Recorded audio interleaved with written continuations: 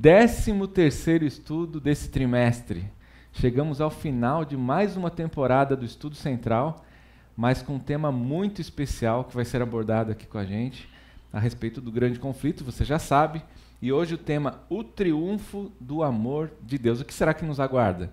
Acompanhe a gente até o final.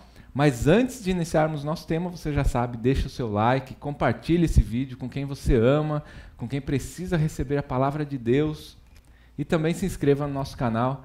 Vai ser uma alegria te receber nessa grande família da Igreja Adventista do Sétimo Dia Central de Sorocaba.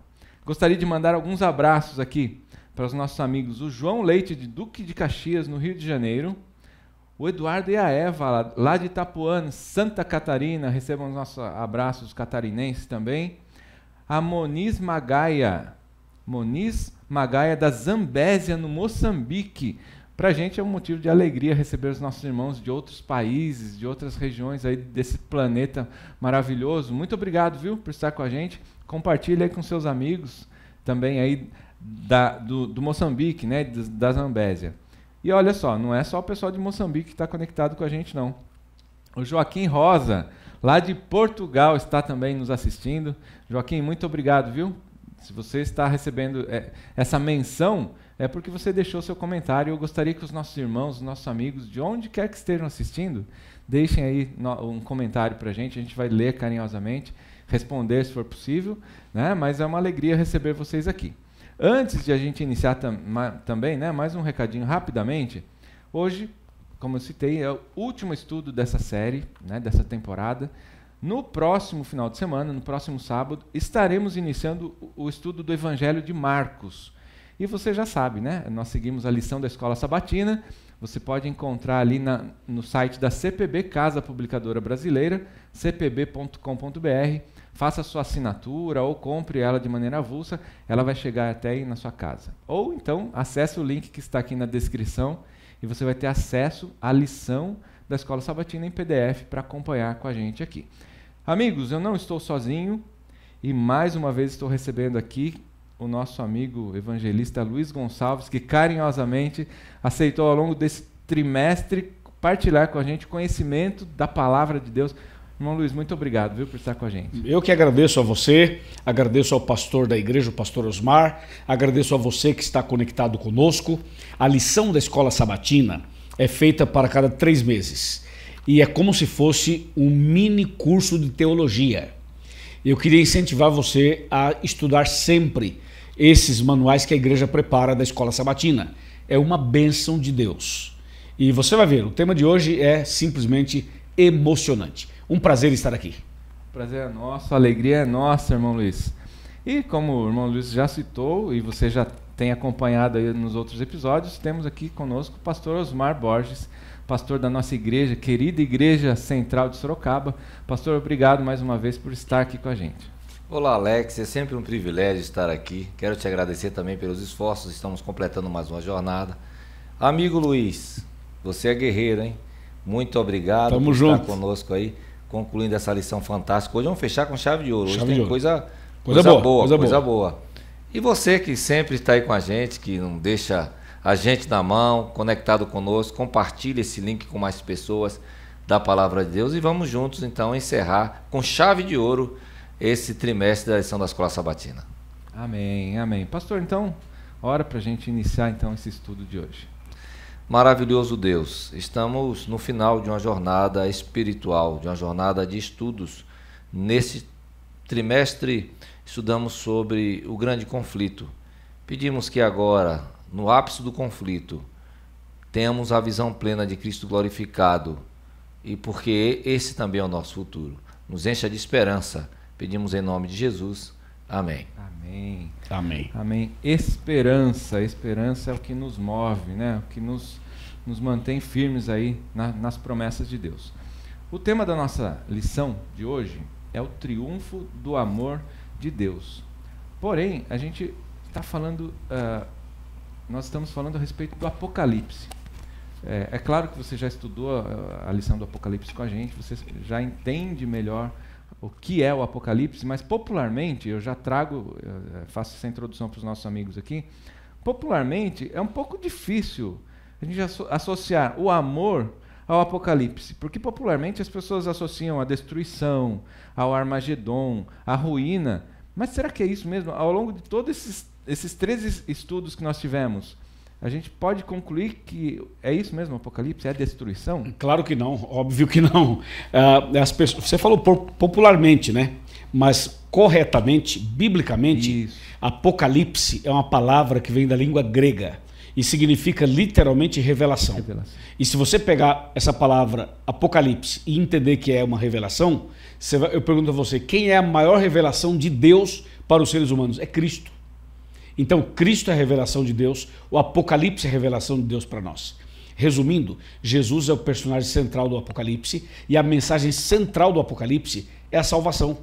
Fala de adoração, fala do grande conflito, fala tudo isso, mas o ponto central é salvação.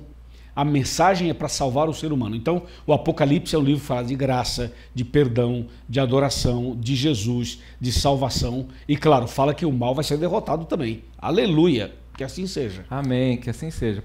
Pois não, pastor. E se você pega a linguagem do conflito, há um combate. Se há um combate, cada um tem uma arma. E Deus é tão poderoso e tão maravilhoso que a arma dele é o amor. Demais, né? Então, enquanto o diabo está trazendo morte, destruição, guerra, está misturando verdade com mentira, está envenenando a bebida dos seres humanos, é o que diz ali, o cálice com mistura dele, está trazendo prostituição, está defamando a imagem de Deus. Qual é a arma que Deus usa? O amor. Enquanto ele é revelado como um dragão, Deus é revelado como um cordeiro. Qual o risco que a gente corre? De terminar uma lição como essa, sabendo mais sobre o dragão do que sobre o cordeiro. Dando mais ênfase no poder e nas armas do dragão do que falando da graça e da misericórdia de um cordeiro que foi morto. Então, isso é importante. Aí você tem Romanos 1,16. O que é o Evangelho? É a revelação do amor de Deus, que é tido ali no grego como dínamos, da origem a dinamite, é o poder de Deus, diz o apóstolo Paulo.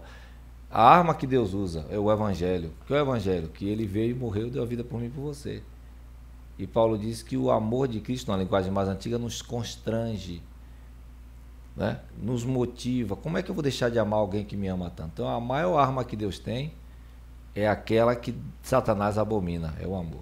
Mas uma coisa é certa, né? O Apocalipse revela o amor de Deus, embora tantas figuras são colocadas ali como besta, como dragão, né? Alguns conflitos, guerras, mas a essência do Apocalipse é revelar a pessoa de Cristo, que é a nossa salvação. O Cordeiro, de Gênesis a Apocalipse. E nós temos, como adventistas do sétimo dia, quase que praticamente um verso áudio, né? Ó, que esperança vibra em nosso ser, pois aguardamos o Senhor. Essa esperança é que move a vida do cristão, porque a gente sabe que esse mundo, um dia, esse mundo com todos os problemas, todas as dificuldades, todas as armadilhas de Satanás, um dia vai acabar. Mas não, como a gente citou, como as pessoas imaginam popularmente, né? Porque um dia Jesus vai voltar para nos buscar, e essa mensagem é maravilhosa e precisa ser dita, né? O que vocês gostariam de comentar a respeito disso? A lição ela começa citando Apocalipse 21, 3 e 4. E isso me chama muita atenção, por quê? Porque primeiro Jesus volta e leva os seus filhos para o céu, ou seja, para a casa do Pai. Aí a lição vai tratar desse assunto, aí passa 1000 anos lá em cima. Sim. Depois o Pai e Jesus vêm para cá. E é isso que diz no verso áureo. Eis o tabernáculo de Deus com os homens. Não é dos homens com Deus, é de Deus com os homens. Então isso é muito curioso, muito interessante. E passa a ideia de que Deus vai morar conosco. E é justamente isso. A nova terra vai ser aqui, com esse planeta restaurado. E a Nova Jerusalém é a capital da nova terra, onde vai estar o trono de Deus e do Cordeiro. Então isso chama a nossa atenção pelo seguinte: Deus é tão maravilhoso, que não apenas morreu na cruz, não apenas ressuscitou, não apenas intercede, não apenas vai voltar, mas ele vai nos dar a vida eterna. Primeiro 1000 anos lá em cima e depois a eternidade no novo céu e na nova terra. Bem verdade que antes da glória virá uma perseguição intensa, descrita pelo profeta Daniel, que você estudou na sua lição. Daniel aponta por quê? Porque o mundo estará polarizado e você se decidiu. Então veja, se Satanás não dá descanso para os que estão do lado dele, imagina se eu me declarar contrário a ele. Aí você tem problema no casamento e etc e tal. Como ninguém vai para o céu injustamente, o julgamento começa pela casa de Israel. Quando a gente vai para João 3,16, que é a grande frase do amor de Deus, ali apresenta suas armas amando o mundo de tal maneira, aí vem o verso 17, aí vem o verso 18, o julgamento é esse, quem crê não é julgado, mas quem não crê já está condenado. Então, aqui você tem um tempo de angústia se manifestando, mas você também tem que Deus enviou o seu Filho, que Deus está preparando, Satanás está irado contra esse povo, a gente viu tudo isso, e momentos antes nós vamos ver um tempo de angústia. Por quê? Porque o julgamento começa pela casa de Israel. E aí a gente fica com a dúvida, qual é a dúvida? Não é se meu carro vai ser roubado, se eu vou perder minha casa, não é nada disso. Qual é a angústia que nós vamos ter? O meu pecado. Estou perdoado. Aí a gente volta para o santuário, né? Enquanto o sumo sacerdote entrava no lugar santíssimo uma vez por ano, como o povo ficava? Vestia saco e ficava ouvindo, esperando para ver se Deus aceitava ou não. O nosso sumo sacerdote subiu ao céu. E nós devemos viver com a mesma contrição agora. Sim. Sabendo que ele foi para nos preparar um lugar para que volte para nos buscar. Então a gente vai ver esse tempo de angústia, né, Luiz? E esse tempo de angústia ele vai começar exatamente como diz na parte de domingo aqui em Apocalipse 22:11, quando fecha a porta da graça e Jesus sai do santuário e o Espírito Santo termina sua obra aqui na terra. Aí o texto que eu citei diz: quem é justo continua sendo justo, quem é ímpio continua sendo ímpio. Ou seja, não haverá mais conversão e também os salvos não se perderão mais. Só que haverá um tempo de angústia para os dois lados, tanto para os perdidos quanto para os salvos. O tempo de angústia dos salvos é o que o pastor já citou. A pessoa vai viver aquele momento assim, está aqui na terra ainda, já fechou a porta da graça, mas será que os meus pecados realmente foram perdoados? Então isso vai causar uma certa angústia. Mas o Espírito Santo estará ali com o povo de Deus. Ok? Só que os ímpios, eles vão ter uma angústia, baseado lá em Amós 8, 11 e 12, que fala assim que haverá fome e sede. Eles vão procurar a palavra do Senhor e não vão achar. Então a angústia deles é uma angústia de perdição. Enquanto que o povo de Deus vai ter uma angústia, vai ter dúvidas, mas está selado pelo Espírito Santo. Eu gostaria de reforçar um pouquinho essa questão da angústia e a presença do Espírito Santo, porque tem alguns irmãos que dizem que nesse momento a angústia vai ser grande porque o Espírito Santo não vai mais estar aqui. E aí dá a impressão que Deus nos deixaria desamparados. Mas como que a gente pode falar do amor de Deus e Deus nos desamparando? Então eu gostaria de ouvir Esses são chamados tecnicamente de perfeccionistas. O que é que o perfeccionista quer? Primeiro, a premissa dele está equivocada. Ele acredita que Jesus veio a esse mundo e não pecou. Ele veio com a natureza de Adão depois do pecado. Tecnicamente, pós-lapsariano. Mas Jesus veio como Adão, antes do pecado. Ele é o segundo Adão. Porque se ele viesse como nós, ele também não poderia me salvar. Porque ele era vendido pelo pecado. Ele diz aí, vem aí o príncipe desse mundo, mas não tem em mim parte alguma. Não tem nada em mim. Tem nada em mim. Então Jesus veio com a natureza de Adão.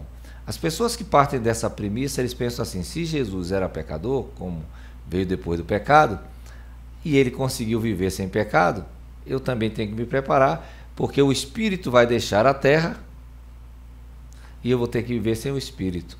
Ora, se o Espírito deixar você, quem vai te convencer do pecado, da justiça e do juízo? O Espírito Santo é o penhor da salvação. O Espírito Santo não pode me deixar porque ele é a garantia de que Jesus vai voltar. Então, Jesus me entregou na mão do Espírito Santo. O Espírito Santo vai me entregar na mão de Jesus. E o detalhe aí é o seguinte: o povo de Deus vai estar selado com o Espírito Santo. O que alguns irmãos confundem é que a obra de conversão, a obra de arrependimento que o Espírito Santo faz na gente, ele não fará mais quando fechar a porta da graça. Por isso que Apocalipse 22:11 fala: quem é justo continua sendo justo. Mas você não pode continuar sendo justo sem Deus. E quem é ímpio continua sendo ímpio. Aí continua sendo ímpio sem Deus. Estarão dominados por Satanás. Então é só para esclarecer esse ponto. E para não deixar os nossos amigos, os nossos irmãos e a nós, seres humanos, com essa dúvida, com o coração apertado, A lição traz para a gente João 14, de 1 a 3. Não se turbe o vosso coração. Credes em Deus, crede também em mim. É maravilhoso a gente poder contar com um Pai que está sempre nos amparando, inclusive nesse momento de angústia. E a lição cita aqui para a gente que os ímpios nesse momento vão perceber o quão equivocados eles estavam por não obedecerem às leis de Deus, ou ainda por não se voltarem para Deus. O quão enganados eles foram. E isso vai ser uma coisa terrível, porque eles vão se voltar contra os seus líderes e vão dizer assim: vocês nos enganaram. Vocês disseram que não precisava guardar os mandamentos. Os líderes religiosos. Religiosos. Sim. Exatamente, os líderes religiosos. Então haverá uma luta também entre eles mesmos. Porque eles vão perceber que eles foram enganados. Porque hoje, quando você tenta ensinar a verdade para alguns líderes religiosos dizem assim para as pessoas: não estude a Bíblia com esse povo, porque eles não vão ensinar para você o certo. Ou seja, eles estão bloqueando muitas pessoas de conhecerem a verdade. Por isso a importância de buscarmos na palavra de Deus o que é que a palavra de Deus fala a respeito da lei, a respeito da salvação, a respeito da volta de Jesus. Né? Conhecereis a verdade e ela vos libertará. Né? E, na verdade, nós não somos enganados. Se a gente quiser, a gente não é enganado, né? Porque a palavra de Deus, a Bíblia diz que o evangelho do reino, o evangelho da forma com que deve ser pregado, será pregado a todo o reino, tribo, nação. E então virá o fim, quer dizer, todos terão a oportunidade do arrependimento. Cabe a nós, a cada um de nós, avaliar, né, o caminho que a gente está seguindo e dizer sim para Jesus. O que vai contar no final é relacionamento, porque a tendência, como os irmãos citados, perfeccionistas, têm, é muito forte para a religião do comportamento. Não, você não pode usar o cabelo assim, a roupa não pode ser assim, olha, a música não pode ser assim, olha, o vestido não pode ser assim, a comida não pode ser essa, olha, você está fazendo isso. Então é a mesma história daqueles que não dependem da graça de Deus, é aqueles que querem avançar no comportamento. Jesus volta e diz: não te conheço. Quem é você? Não te conheço. Não, mas eu estive na igreja. Não te conheço. Por que eu não te conheço? Não há relacionamento. Quando os salvos veem Jesus nas nuvens, eles ficam felizes e dizem o quê? Eu estava te aguardando. Esse é o nosso Deus. Eu tenho um relacionamento, esse é o meu Deus. Mas o ímpio diz o quê? Agora eu procurar um buraco para me esconder. Eu vou fazer, né? Caiam sobre nós. Eu tenho vergonha dele porque eu não conheço ele. Eu não sei quem ele é. E eu perdi as oportunidades de ter um relacionamento. Então esse é o momento para você que está assistindo, reveja as suas intenções, os seus motivos. Você verdadeiramente está buscando ser amigo de Deus? Você está buscando ter prazer nas coisas espirituais? Você está buscando ter um relacionamento que o reconheça quando ele vier nas nuvens dos céus? Ou você tem medo dele? Se tem medo dele, procure, faça amizade com ele, se aproxime dele, para que você possa estar em pé naquele dia convicto de sua salvação em Cristo. Amém, amém. O irmão Luiz trouxe para a gente já um spoiler, né, a respeito do milênio. Uma coisa interessante que talvez alguns dos nossos amigos que estão nos acompanhando não saibam: a história desse planeta não acaba com a volta de Jesus. Ainda haverá 1000 anos e essa terra vai estar aqui ainda aguardando alguma coisa. Eu gostaria que vocês abordassem também esse tema dos 1000 anos. O que vai acontecer aqui na terra enquanto os salvos estiverem lá no céu, aguardando o quê? Aguardando o quê? Claro, né? Claro. Quando Jesus voltar, Jesus vai tirar os seus filhos. Quando eu falo seus filhos, eu falo aqueles que aceitaram Jesus. Sim. Jesus vai tirá-los daqui e vai levá-los para o céu. E os ímpios vivos morrerão. E os ímpios que estavam mortos continuarão mortos. Então, a volta de Cristo é um divisor de águas. Todos os servos de Deus serão levados para o céu. E todos que não aceitaram a salvação ficarão mortos. E como diz Apocalipse 20, de 1 a 3, Satanás e os anjos maus é quem estarão aqui vivos durante o milênio. E como diz Jeremias 4, de 23 a 26, aqui na pergunta 8, a terra vai estar vazia, assolada, tudo destruído e escuro. O planeta vai ter um descanso de 1000 anos. Satanás vai ter 1000 anos para pensar em tudo que fez. E o povo de Deus vai estar no céu reinando com Cristo. Vamos falar já sobre isso lá no céu. Mas a terra ficará vazia e escura 1000 anos. E a terra será chamada de abismo, por ser um lugar escuro e, de certa forma, profundo. Então, Satanás e os anjos maus serão lançados nesse abismo. Essa será uma prisão circunstancial do inimigo.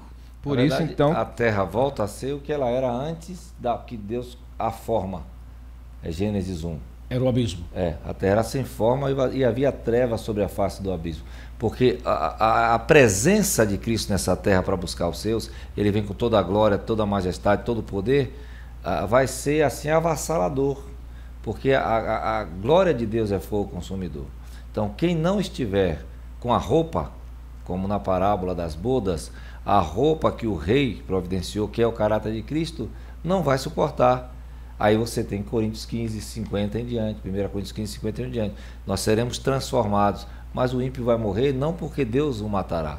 Ele vai morrer porque ele não se preparou para esse encontro. Então é hora de se preparar para esse encontro. É hora de buscar essa veste de justiça de Cristo que Deus está oferecendo gratuitamente para que você possa suportar a presença de Deus e a eternidade com Ele. Então, esses 1000 anos no Apocalipse é quando ele diz que Satanás ficará preso, para os nossos amigos entenderem. O Apocalipse fala que Satanás ficará preso, então ficará preso porque ele não vai ter a quem tentar. Sim, né? Por essa circunstância. Não vai ficar amarrado com corrente numa prisão que Deus preparou. Não é? É um simbolismo. Satanás ficará preso. Mas, durante esses 1000 anos, os que forem salvos, que aceitarem a graça de Cristo, vão ser levados para o céu. A Nova Jerusalém será a capital ali da terra que os santos herdarão. E algo inusitado, interessante vai acontecer, né? Porque hoje a gente tem a ordem, né? Não julguem para que não sejam julgados e assim por diante. Uhum. Mas nesse momento, os salvos participarão desse julgamento, é isso? É isso. O juízo final aparece na Bíblia em 3 fases. A primeira está acontecendo agora, fase de investigação. A segunda fase ocorrerá durante o milênio, lá no céu, que é a fase de comprovação. E a terceira ocorrerá depois do milênio, que vai ser a sentença final, a fase executiva, de execução. Então, a lição de quarta-feira fala sobre o juízo no milênio, porque durante o milênio é um período de comprovação, entendeu? Então, os salvos terão oportunidade de comprovar a decisão que Deus tomou, e se houver qualquer dúvida, qualquer pergunta, ali os salvos terão oportunidades. Porque no céu você vai ter surpresas. Você vai encontrar pessoas lá que você achava que essas pessoas não deveriam estar. E você vai sentir falta de alguém que você achava que esse alguém deveria estar lá. Então, é por isso que o juízo é de comprovação. Não é um juízo que define, mas que comprova o que já foi definido. Tá certo. Muito bem, a gente vai seguindo, né? É mais um tema que daria horas de discussão aqui. Muita coisa. Mas, depois de 1000 anos, Jesus, com os anjos, os salvos, voltarão para essa terra. Satanás aqui, então, os mortos que não aceitaram a Cristo vão ressurgir, é isso mesmo? Estou falando coisa errada. Falando certo, é isso mesmo. Os mortos vão ressurgir. Satanás vai juntar como que um exército ali, porque ele ainda tem uma ponta de esperança de derrubar, de derrotar Jesus, é isso mesmo? Porque na primeira vez Jesus nasce como filho de um carpinteiro humilde. Ele tenta matar Jesus e a gente sabe toda a história. Na segunda vez, Jesus já vem como rei dos reis, senhor dos senhores, mas não pisa na terra. Não tem chance. Ele fica nas nuvens, segundo diz 1 Tessalonicenses 4, versos 13 em diante, e nós somos arrebatados para o encontro do Senhor dos ares, nos ares, como diz Mateus 24 também. Mas agora a cidade santa desce. Jesus pisa no Monte das Oliveiras, ele abre e a cidade santa é estabelecida ali. Agora há uma possibilidade de tomada, de invasão. Isso é importante. Essa cena é muito interessante, porque primeiro, quem foi para o céu foi para o céu porque aceitou Cristo. Sim. Então, como é que eu estou sendo julgado? Agora Cristo está vendo, vindicando os que são seus. Osmar, vê se ele me aceitou ou não. Ele me aceitou, ele foi batizado, lavou, me deu uma procuração, eu sou advogado dele. Então, garanto a Osmar aí, que eu morri por Osmar. Quando ele vem, ele já vem buscar os que foram julgados. A base do julgamento é esse, que os homens amaram mais as trevas do que a luz. Mas o ímpio não quis. Quem é ímpio? O ímpio é quem é contra Deus. Ele não aceitou, por isso ele não foi. Só que eu tenho dúvida, será que Deus foi justo? Por que esse julgamento precisa ser no céu? Porque o nome de Deus foi manchado no começo de nossa lição.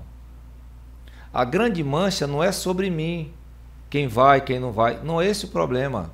O julgamento precisa ser no céu, porque os anjos precisam contemplar a justiça de Deus em me levar, ou a justiça de Deus em não levar outro. O que é que Deus fez? Não, estou sendo justo aqui, bota no telão. As oportunidades foram todas essas aqui. Esse aqui parecia que não valia nada, e não vale, mas me aceitou. Esse aqui parecia que valia alguma coisa e não me aceitou. Então, tudo ficará claro, e perante os 2 terços de anjos que não caíram, e todos os mundos que Jó apresenta, todos reconhecerão, Deus foi justo. Aí agora chegou o momento do mundo caído reconhecer, de Satanás e os ímpios reconhecerem também, e daquele culto que não vai faltar ninguém, né, Luiz? Naquele culto lá? Não vai faltar ninguém. Não. E não haverá dúvidas, nem por parte dos salvos, nem por parte daqueles que não forem salvos, claro, a respeito do amor de Deus. E a Bíblia diz que todo joelho se dobrará nesse momento, né, exaltando, reconhecendo que Deus realmente é amor. Eu gostaria de pedir para a gente encerrar, eu teria muito mais assunto, é uma pena, eu sei que quem nos assiste gostaria de falar mais a respeito desse tema. Não temos, mas eu vou dar a oportunidade para cada um fazer aí seu comentário final. Pastor, por favor. A lição vai terminar com 2 eternidades. Achei maravilhosa essa frase, 2 eternidades, para resumir tudo. Porque o que Deus, que é eterno, expôs como opção, porque nós não éramos prisioneiros no paraíso, é a eternidade. Você vai escolher viver a eternidade. De que jeito você vai passar a eternidade? O grupo que aceitar Cristo vai viver para sempre. Quem não aceitar Cristo vai morrer para sempre. No plano de Deus original, a pena era morte, não sofrimento eterno. Deus nunca disse que os ímpios sofreriam eternamente, porque você tem um exemplo de fogo eterno, por exemplo, em Judas, só tem um capítulo, verso 7. Sodoma e Gomorra não está queimando até hoje. Então, o fogo cumprirá o papel punitivo. Ele vai dar a morte para quem nunca mais vai ressuscitar. O castigo é eterno porque as consequências são eternas. Nunca mais se terá lembrança dessas pessoas. E o outro acordo foi, se você me aceitar, você viverá eternamente. Então, de que lado você gostaria de estar na eternidade? Você gostaria de desaparecer? Ou você gostaria de viver com Cristo? Uma vida plena, sem dor, sem morte? É uma escolha que Deus está nos dando. Escolha a vida, disse Deus. Amém, amém. Irmão Luiz, sim, por favor. Claro. Muito obrigado pelo convite. Foi um prazer estar aqui com você, com o pastor Osmar. A gratidão é nossa. E com cada amigo e amiga que acompanhou a gente até agora. A minha fala final está em Mateus 25, verso 34 e 41. Jesus vai abrir os braços, vai olhar para você e para mim, e vai dar um sorriso maravilhoso, e vai dizer assim: vinde benditos de meu Pai, recebei por herança o reino que vos está preparado desde a fundação do mundo. E para os perdidos, Jesus vai dizer assim: apartai-vos de mim para o fogo eterno preparado para o diabo e para os seus anjos. De que lado você vai estar naquele dia? Eu não sei. Eu também não sei de que lado eu vou estar, mas eu sei de que lado eu quero estar. E você sabe de que lado você quer estar. E eu já decidi e decido de novo agora. E quero convidar você a decidir também. Estar do lado dos salvos, entre os salvos. Para isso Jesus morreu. Para isso Jesus ressuscitou. E por isso estamos aqui no estudo central da lição. Que Deus abençoe você. E que naquele dia estejamos juntos, no novo céu e na nova terra. E para finalizar, eu quero convidar você a conhecer uma igreja adventista do sétimo dia. Vá em uma igreja perto da sua casa. E se você mora em Sorocaba e região, venha para a Igreja Adventista Central de Sorocaba. Estude a Bíblia conosco e se prepare para a eternidade. Deus te abençoe. Amém. Amém, amém. Gostaria de pedir a oração para o irmão Luiz antes de terminarmos. Claro, vamos orar. Senhor, nosso Deus e nosso Pai, obrigado pela mensagem de hoje e obrigado por essa essas lições desse trimestre. Agora nós entregamos o nosso coração, a nossa vida, a nossa família nas tuas mãos. Que naquele dia nenhum de nós venha faltar, mas que todos estejamos com o Senhor no novo céu e na nova terra. É o que pedimos e agradecemos em nome de Jesus. Amém. Amém. Pode ser que você tenha recebido aí na sua casa um livro, na sua casa, no seu estabelecimento comercial, um livro muito especial, O Grande Conflito. Um livro que traz todos esses temas que nós abordamos aqui ao longo desse trimestre, numa sequência de 13 estudos, embasados na Palavra de Deus, embasados na Bíblia, escrito por Ellen White. E eu espero que você faça uso. Se você recebeu, ganhou de presente e deixou ali na estante, ele não vai fazer efeito nenhum na sua vida. Mas se você abrir e ler e permitir que o Espírito Santo fale ao seu coração, você poderá ser transformado e receber a graça, receber o galardão que tanto nós falamos ao longo desse trimestre.